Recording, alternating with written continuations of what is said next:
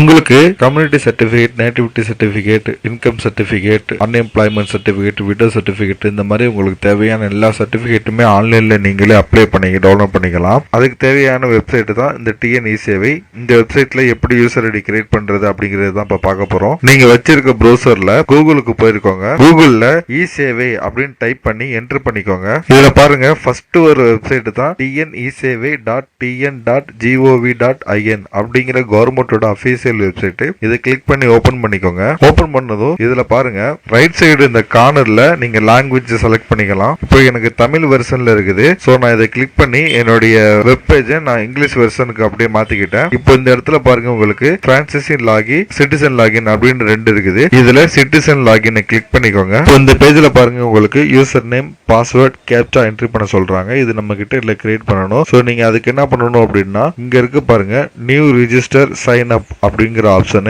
இந்த ஆப்ஷனை நீங்க கிளிக் பண்ணிக்கோங்க. இது எதுக்குன்னு பாத்தீங்கன்னா இந்த யூசர் ஐடி பாஸ்வேர்டு நீங்க உங்களுக்காக ஓனாவே நீங்க கிரியேட் பண்ணிக்கலாம். சோ அதை நான் கிளிக் பண்ணி ஓபன் பண்ணிக்கிறேன். சோ இதுல ஃபர்ஸ்ட் பாருங்க என்ன கேக்குறாங்க அப்படின்னா உங்களுடைய ஃபுல் நேம் கேக்குறாங்க. உங்களுடைய ஃபுல் நேம் என்ட்ரி பண்ணிருங்க.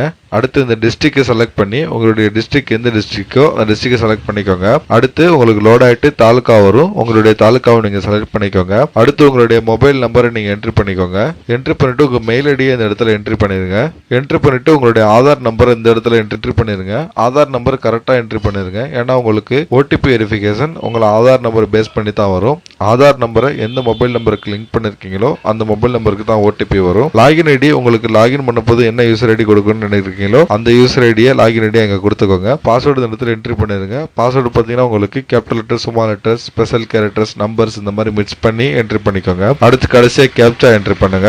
என்ட்ரி பண்ணிட்டு இந்த சைன் அப் அப்படிங்கறத நான் கிளிக் பண்றேன். இது உங்களுக்கு ஓடிபி வந்து நின்றுச்சு. இப்போ எனக்கு என்னுடைய ஆதார்ல லிங்க் பண்ணிருக்க மொபைல் நம்பருக்கு ஓடிபி ரிசீவ் ஆயிடுச்சு. அந்த ஓடிபி நான் என்ட்ரி பண்றேன். அந்த ஓடிபி என்ட்ரி பண்ணிட்டு வெரிஃபை ஓடிபி அப்படின்னு இருக்கிறத நான் கிளிக் பண்றேன். கிளிக் பண்ணது பாருங்க இந்த இடத்துல registration complete successfully, click here to login அப்படின்னு இந்த இடத்துல வந்துருச்சு. சோ நமக்கு ஐடி கிரியேட் ஆயிடுச்சு. சோ இந்த இடத்துல கிளிக் பண்ணி லாகின் அப்படிங்கறத கிளிக் பண்ணி நம்ம உள்ள போய்க்கலாம். இப்போ இந்த லாகின் பேஜ்ல வந்துருச்சு. நம்ம கொடுத்த யூசர் ஐடி, பாஸ்வேர்ட், இந்த கேப்சாவை இந்த இடத்துல என்ட்ரி பண்ணிட்டு லாகின் அப்படிங்கறத நம்ம கொடுக்கறோம். இப்போ பாருங்க நமக்கான இ சேவை ஐடி நமக்கு ஓபன் ஆயிடுச்சு. ஓகேங்களா? இதுக்கப்புறம் இதுல வர எல்லா சர்வீசஸையும் நம்ம யூஸ் பண்ணிக்கலாம். இந்த சர்வீசஸ் எப்படி நம்ம யூஸ் பண்றது, அப்ளை பண்றது, டவுன்லோட் பண்றது அப்படிங்கிற வீடியோ நான் அடுத்தடுத்து போட்டுக்கிறேன். நம்ம சேனலை சப்ஸ்கிரைப் பண்ணிட்டு உள்ள போய் பிளேலிஸ்ட்ல செக் பண்ணி பாத்தீங்கன்னா எல்லா வீடியோ இருக்கும். நீங்க பார்த்து யூஸ் பண்ணிக்கோங்க. வேற எதுவும் டவுட் இருந்தா கமெண்ட் பண்ணுங்க. நம்ம சேனலை மறக்காம சப்ஸ்கிரைப் பண்ணிருங்க.